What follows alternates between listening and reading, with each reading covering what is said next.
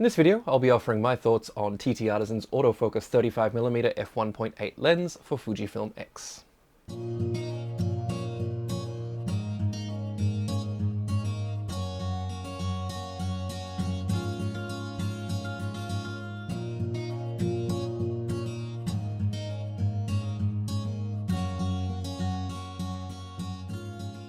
Hi everyone, and welcome back to my channel. Now in this video I'll be talking you through my thoughts on the new TTArtisan 35mm f1.8 autofocus lens. Now it's a sub $150 autofocus normal lens for APS-C systems, which makes it an absolute bargain if the image quality holds up. But before we get into that, TTArtisan did provide me with this lens for testing and I do get to keep it, but they have had no input on this review and they do not get to see it before it goes live. So all thoughts here, the good, the bad, the ugly, are all formed through my own use of the lens over about the last month and a half or so. So with that out of the way, let's get started. Much like the 27mm f2.8 from TTArtisan that I reviewed recently, the 35mm is really well built, especially when you consider the price point. Now, the barrel and the focus ring feel like they're made from some sort of composite materials, and that keeps the overall weight down, but it also makes the lens feel really, really modern. Now, on top of that, we also have a brass mount that makes mounting and unmounting the lens feel a lot like you're actually using one of Fujifilm's own lenses, which is a really big benefit over a lot of the cheaper third-party lenses that tend to use cheaper mounts and don't quite slide on as smoothly as this one does. Now, TTArtisan includes a square lens hood that feels like it's made from aluminium. While I'd personally prefer a circular or petal-shaped hood simply for easy access to something like a CPL filter, I'm sure there are plenty of you out there who would prefer the aesthetic of a square hood. Now, either way, it's great that a high-quality lens hood is included in the box to protect that front element from physical damage. Now, the focus ring doesn't feel perfectly smooth on my copy of the lens, but honestly, you're buying an autofocus lens for the autofocus, so we'll give that one a pass. One glaring omission from my perspective is the lack of a physical aperture ring on the lens. Now, on an X-mount lens, this basically puts this lens in competition with the XC lenses rather than the XF lenses, which is a little bit of a shame because the overall build does feel more like an XF lens. Personally, I love working with a physical aperture ring because it makes the whole process of interacting with the camera feel a little bit more natural to me. And also having that physical aperture ring would put it in line, as I said, with Fujifilm's XF lenses and help this feel like a little bit more of a premium offering from TTArtisan. So having said that, overall I would probably place this somewhere between the build quality of the XC 35mm f2 and the XF 35mm f2. Now, it feels a lot less plasticky and a lot less compromised than the XC lens, but nowhere near as solid as the XF lens. Now, at this price point, that's fairly impressive, but unfortunately it is also significantly larger than both of those lenses. Now, it's not a big lens by any stretch of the imagination, but it's definitely noticeably larger. It feels a lot more like something like the 35mm 1.4 and even a little bit bigger than that. Finally, TTArtisan has included the firmware update lens cap that I loved about the 27mm lens as well. Now, it doesn't fit well onto Fujifilm lenses, and Fujifilm caps don't fit particularly well onto this lens, but it does give you an easy way to update the firmware, which I really appreciate. Autofocus with this lens is driven by a stepping motor, just as we saw with the 27mm f2.8 lens from TTArtisan. Now, it's reasonably fast, it's reasonably smooth, and it should be plenty good enough for all but the most demanding users. Now, it's not quite as quick as the stepping motors that we see in Fujifilm's f2 lenses, and it definitely doesn't hold a candle to the fastest of the linear motors that Fujifilm uses, but it does get the job done, and it should be quick enough that most people won't even need to worry about it. Now, as for accuracy, I have noticed a few misses with this lens, even in perfect conditions. It seems to just miss by a hair from time to time, and it can be slight enough that you really don't notice it while the lens is actually focusing. You'll need to punch into 100% on the camera or view it on a larger monitor to actually notice that it's out of focus. Now, I hope that we can see some improvements through firmware from TTArtisan in this regard, but for now, zooming in on the back of the camera to check that you're in focus is something that I've used as a bit of a workaround to make sure that the lens has done its job. The detail rendered by this lens reflects its price point, and the same can be said for its overall optical performance. It's good, and it will certainly satisfy a lot of people on a budget, but it won't compete with, the higher end lenses on the market. From f1.8 through to f4, it behaves as you would expect. It starts out reasonably soft in the center and then gets progressively better as the lens is stopped down. Now the center is good, but it never really reaches a point that I would call excellent. From f4 onwards, I really didn't see an improvement in detail. From f4 to f8, images were really quite similar in the center of the frame, and by f11 and f16, we start to see a bit of loss in detail because of diffraction. The corners of the image do continue to improve after f4 though, and they find their sharpest point by around f8. Now having said that, even the extreme corners are not that far behind the center all the way throughout the aperture range, so you'll see similar detail most of the way across the frame, unless you're pixel peeping. All in all, the detail is fine if you're not pixel peeping, and the lens performs well enough for non-professional use. Now, it's absolutely fine for capturing moments, memories, and posting on social media. And chroma is a slight issue with this lens between f1.8 and f2.8, so it's likely not the best performer for astrophotography or wide open shooting when there's pin lights in the frame. I've also seen a bit of chromatic aberration when using this lens at wider apertures. Now, green and magenta or red fringing are visible around the high contrast edges and in the bokeh of the lens. And again, it's not extremely prominent, and it likely won't worry a lot of people.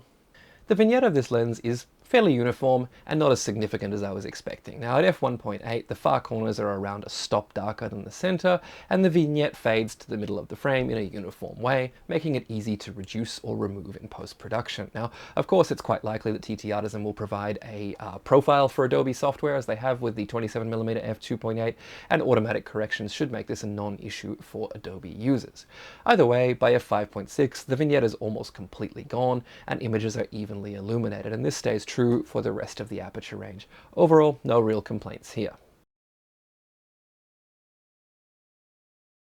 The bokeh balls that this lens produces are fairly uniform across the frame, and that basically says that we shouldn't see any of the swirl effect that comes from having cat's eye bokeh in the corners. So if you're not a fan of that sort of bokeh, this lens basically renders a fairly uniform bokeh all the way across the frame. Now, the bokeh is neither the smoothest nor the most offensive that I've seen, and in most cases it simply blurs the background and doesn't really draw too much attention to itself, which is great. This is what most of us want from our autofocus backgrounds and foregrounds.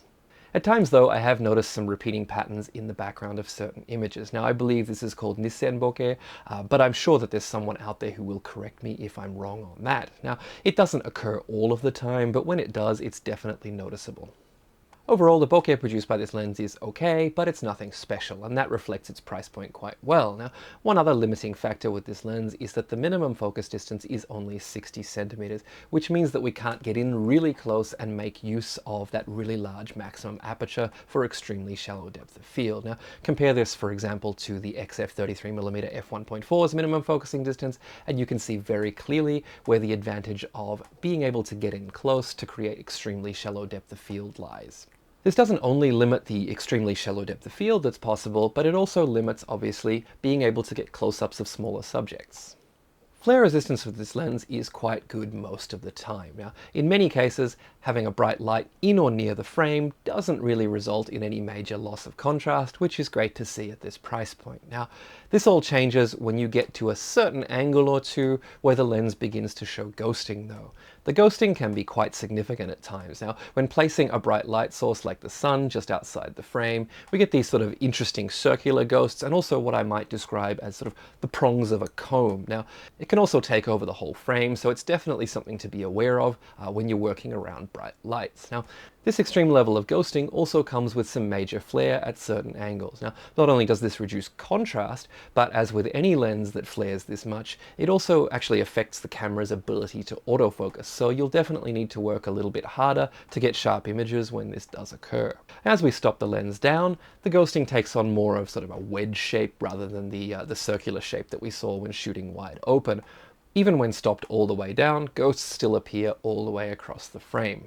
At f1.8, we also see rainbows emanating from the direction of any bright pin lights in the frame. Now, this may or may not be desirable for certain scenes. For example, when shooting at night, in-focus streetlights will each have sort of a rainbow coming off of them. There's definitely some potential to create some interesting images with the ghosting this lens produces though, so as long as you're aware of it and can avoid it when you don't want it in your images, it can actually become another tool in your image making. Now, very slight changes in the angle that you're shooting at can also change the effect of the flare and ghosting quite significantly with this lens, so it is worth moving around just to see if you can create something that's either more workable or more interesting to you when you do start to see this ghosting appear. And of course, simply shading the lens will remove the flare and ghosting completely. Sunstars are possible with this lens and begin forming around f4. Now, they're nothing special if you're looking for those large and defined sunstars, as they remain fairly subdued throughout the aperture range, and this makes the lens a lot more suitable for a variety of night photography rather than some other lenses that focus on creating these really prominent sunstars. Now, when you're looking to create a sunstar from the actual sun, however, it pays to remember that the ghosting and flare is really likely to become a significant issue in those sorts of images. Using this lens, just like any other quote-unquote normal lens like Fujifilm's 35mm f2 or 33mm f1.4, is basically an exercise in, composition and light. Now, unlike extreme wide-angle lenses or telephotos, there aren't really any significant optical effects to rely on, so it's up to the photographer to make interesting compositions of the elements in the frame. And personally, I love this aspect of this focal length, and it's one of my most commonly used focal lengths in all of the photography that I do. So, as with the TTArtisan 27mm f2.8 that I reviewed last month, this lens is really not going to find its way into my bag on a client shoot because of its optical shortcomings. Now, while image quality is reasonable, it really can't hold a candle to my XF 33mm in terms of sharpness, ghosting, and basically all the other metrics that allow me to get repeatable quality images from a lens. Now, we shouldn't really expect that from a lens that's $149 brand new.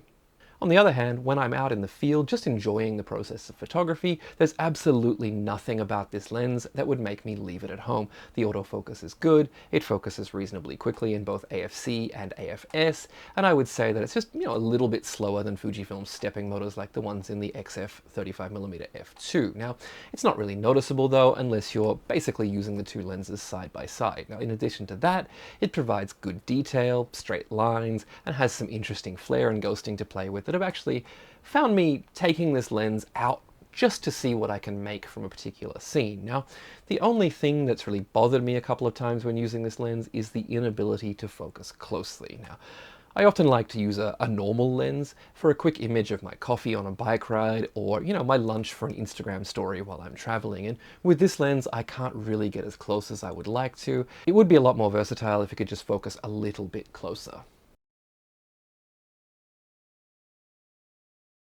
As I've stated a few times throughout this review, overall, the TTArtisan 35mm f1.8 is a $149 lens that behaves like a $149 lens. It certainly gets the job done in terms of image quality, and it will make a lot of hobbyist photographers very, very happy, I think. Now, in terms of image quality, the sharpness is not quite as good as Fujifilm's f2 primes, and it's certainly not going to compete with the more expensive primes like the XF 33mm, but the detail it produces is definitely good enough for a lot of non-professional work. Now, the ghosting that we see with this lens might be an issue for some people, but for me personally, it falls into that category of sort of interesting, and I'm willing to look for scenes that might work with it.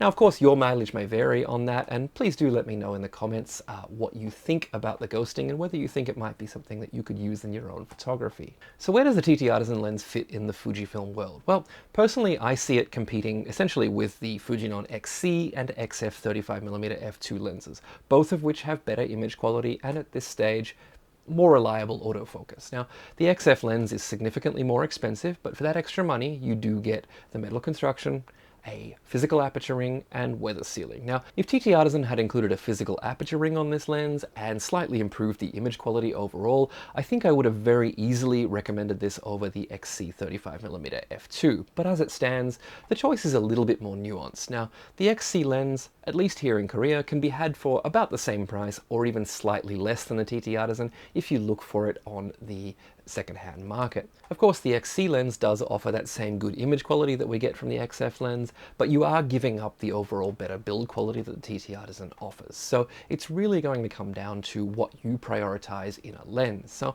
those are my thoughts on this lens and sort of where it sits in the market. And as always, I thank you guys for watching. And if you have any questions, please leave them in the comments below. I'll do my best to get back to them for you. And I hope that you enjoyed the slideshow, and I'll see you in the next video.